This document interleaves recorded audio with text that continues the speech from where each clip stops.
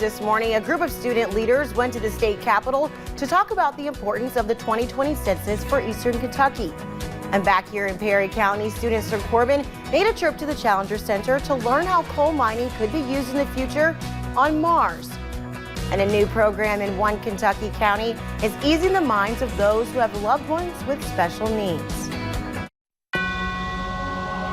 Dedicated to Eastern and Southern Kentucky, this is WYMT Mountain News This Morning.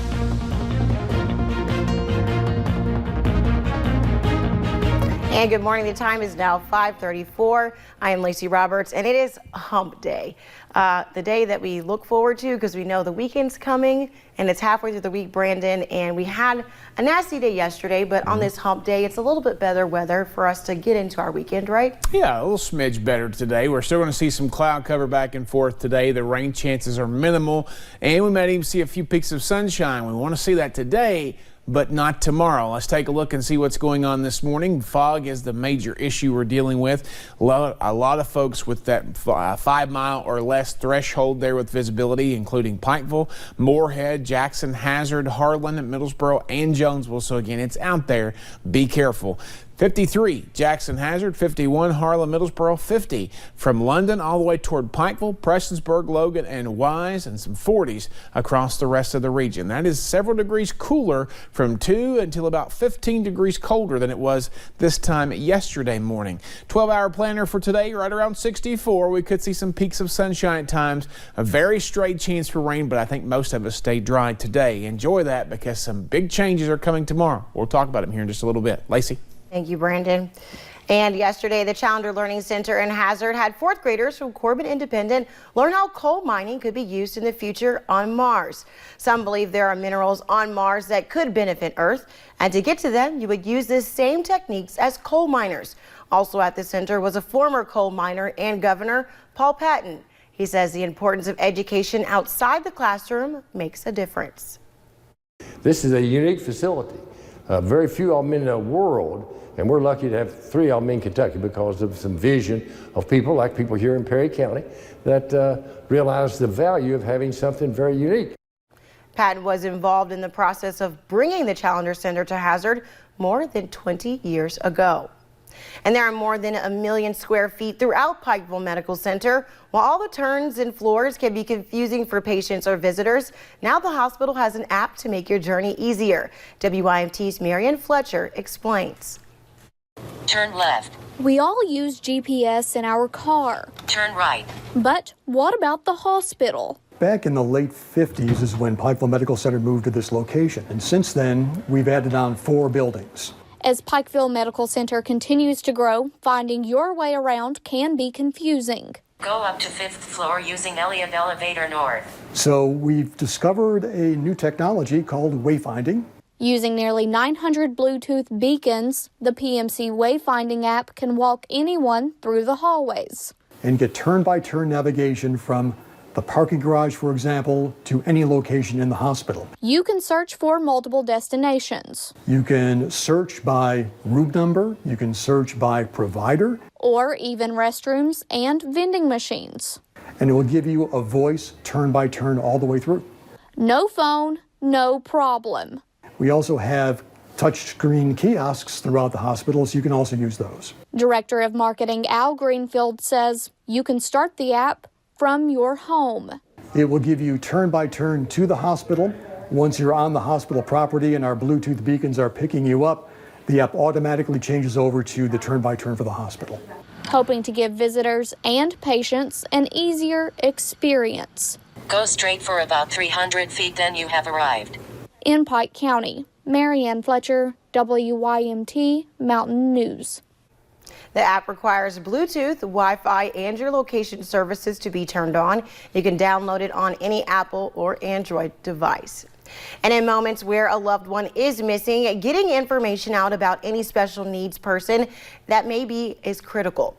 That makes sure that it allows officers to know how to handle that situation.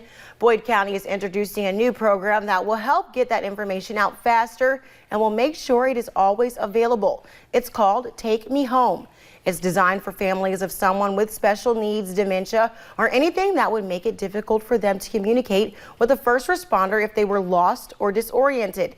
This service can help ease those fears for many families, like the family of Abel Patterson, who has ADHD, OCD, and is on the autism spectrum. He didn't talk until he was about 4.5. So honestly, if he was that age and he was nonverbal and this program came out, it's just so reassuring for them to be able to help them and know how to help them. All those wanting to take part in the program all they need to do is fill out forms available at Boyd County 911 and refresh that information along with a photo or either annually that is needed from that, and the program is free to use.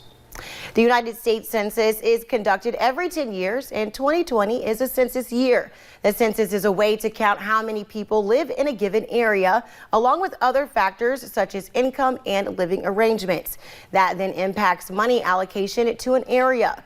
Student leaders through the Kentucky Valley Educational Cooperative created an initiative called Every Community Counts to express the importance of people in Eastern Kentucky participating in the census.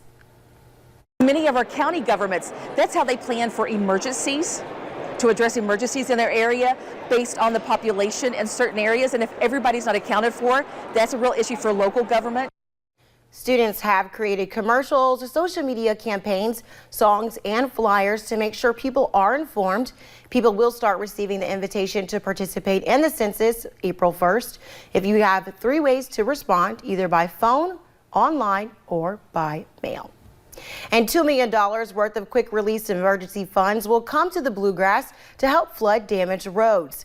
To date, more than 160 damaged federal aid sites across 10 counties are reported with estimated damage cost upwards of $10 million as the assessments continue.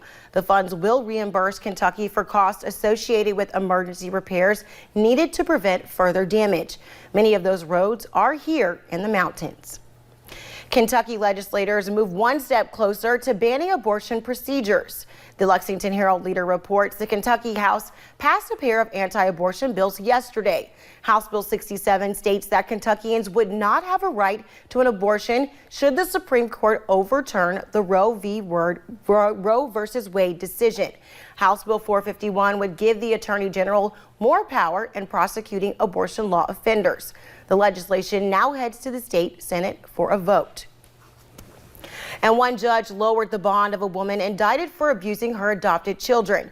If Jennifer Stacy is able to post bond of $50,000 cash, she would then be under home incarceration. Stacy, along with her husband Thomas, were indicted last month. Investigators say they abused kids they adopted for about 10 years. Thomas also faces sex-related charges. His bond was not changed. Both will appear in court April 6th. A Harlan County murder case is moving forward. On Monday, a judge sent the case of Richard Cody to a grand jury. He is the man police believed killed Matthew Smith in a home last month. Cody also faces 1 endangerment charges. Police in Tennessee arrested him, and the grand jury will decide whether to indict Cody. In Tennessee, a man wanted on animal cruelty and theft charges is behind bars after officials say he tried to run over a police officer yesterday. Police say 45-year-old Troy Hollins had those charges were filed after he bit his ex-girlfriend's 2 cats and stole a gun from her home. An officer spotted him around 4 p.m. yesterday afternoon in Kingsport, and that Hollins jumped into a Pontiac Grand Prix and sped away when the officer tried to arrest him. The resulting chase saw Hollins reach speeds of over 100 miles per hour, run several red lights in an attempt to hit an officer before running into a tree. Hollins is facing a host of new charges, including attempted first-degree murder of a police officer and felony reckless endangerment. And later, the coronavirus outbreak has sparked panic buying around the world. We show you how one British park owner has turned the search for supplies into a game. While it could be a fairly gloomy day for most of your Wednesday, it should not be as wet as yesterday was. I'll track out your forecast hour by hour in about 3 minutes.